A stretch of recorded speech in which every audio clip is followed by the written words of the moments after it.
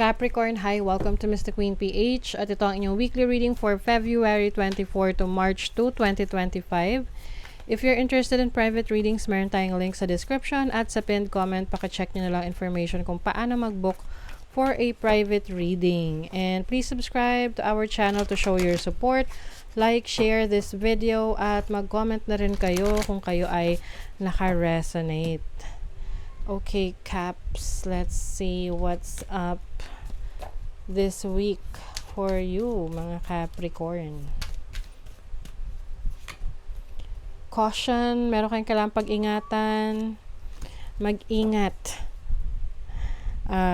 Be more cautious, no? Ano to? In what area? 7th house, relationship, okay. So, if you are single and you are getting to know someone, maaaring kailangan kilalanin mo muna tong person na to bago ka pumasok sa isang relationship. Or, kung nasa relationship ka na, mas maging aware ka about yung dynamics or situation mo with your person. Kasi parang, basta, meron ka kailangan pag-ingatan. And some of you naman, this can be a business partnership na kung papasok ka sa isang partnership sa negosyo, you have to make sure na mapagkakatiwalaan mo yung taong yon. Oh my God, shapeshift fox. This is about changes, pagbabago ng personality or pagbabago ng interest. Maaari kasing merong person na magbabago ng intention towards you, or pwedeng ikaw yung magbabago ng intention sa isang tao.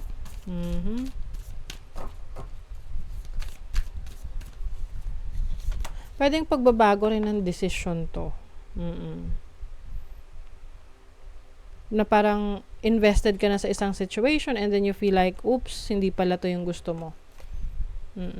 Kaya when it comes to making decisions, you have to think about it paulit-ulit. You also have community. So, some of you are going to be part of a large group. Kasing simple ng pagiging member sa mga Facebook groups na interest mo. Ba, photography, cars, or kahit na anong community or group sa Facebook. But for some of you, you are also maaring merong nagmamatsyag sa inyo. Oo, someone might be stalking you sa social media, no?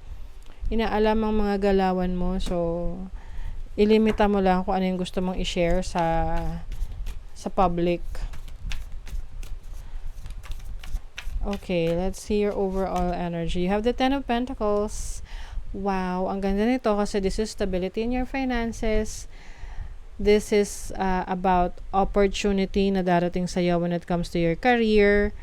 Very stable. Yung iba, pwedeng meron din kayong aasikasuhin related to your inheritance, mana. Baka meron kang mamanahin sa parents mo, or meron kang marireceive na mana from your ancestors, lolo mo. Okay, let's see your challenge. 6 of Swords. Okay, as a challenge, maaring parang kasi nakalingon pa rin siya doon. Hindi siya nakatingin doon sa pupuntahan niya. So, I think ito yung kailangan mo ring bigyan ng attention, yung direction na pupuntahan mo. If you are someone na nagde-drive, ganyan, be mindful sa pagdadrive, maging maingat, maging alerto. And I also see here na parang meron kang,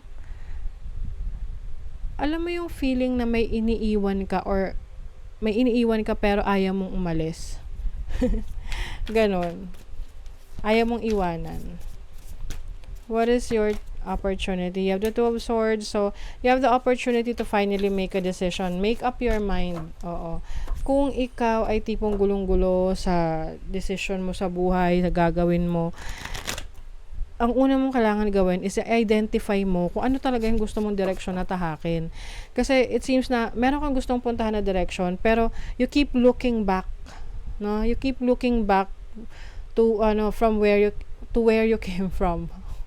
Okay? So, kumbaga, diretso na dapat, pero nililingon mo pa rin yung pinanggalingan mo na baka hindi mo makita kung saan ka napapunta dahil sa iba ka nakatingin.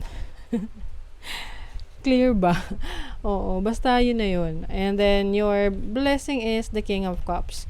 You have a blessing of happiness, fulfillment in whatever you do. So, yung iba sa inyo, if meron kayong papasuking relationship or meron kayong relationship ngayon, I feel like this relationship is going to be strong.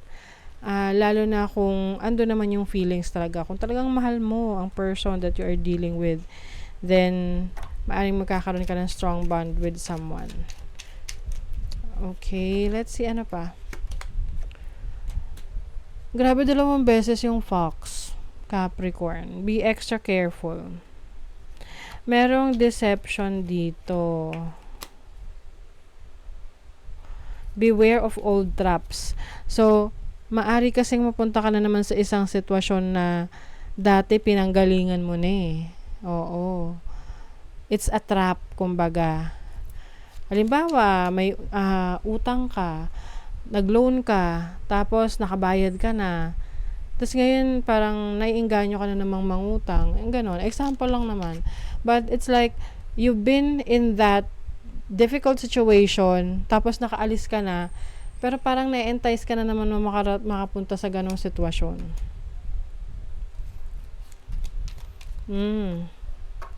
Merong bear. Oy, when it comes to your financial decision, be very careful, okay? Kasi pwedeng magkaroon ka rito ng bad decision sa pera. And then, you have the moon. This is your instinct, your intuition. Pay attention to your instinct, to your intuition, kasi if you feel na something is off, then wag mo nang ituloy, wag mong gawin. This can be investment sa pera, or yung decision mo sa trabaho mo. Kung magre-resign ka, bigyan mo muna ng mga konting panahon pa bago ka umalis sa trabaho. Dapat sigurado ka. You also have objectives. So, magkakaroon ka ng goals. Importante na sinusulat mo yung goals mo para nakikita mo kung meron ka bang na-achieve talaga. And then, options. Pagdating sa relationship, meron kang option. So, yung iba sa inyo, you are considering different options for your relationship, for your connection. It's either ipagpapatuloy mo yung relationship mo, or you will take a different route. Meron ka major decision sa relationship. Renew the bonds of true friendship and remember their importance. So, yung iba sa inyo, meron kayong i-renew na pagkakaibigan. So, maaring dati kayong super friends, close friends, maaring i-renew nyo yung friendship nyo. Okay? So, that is your reading, Capricorn. Thank you so much. See you again.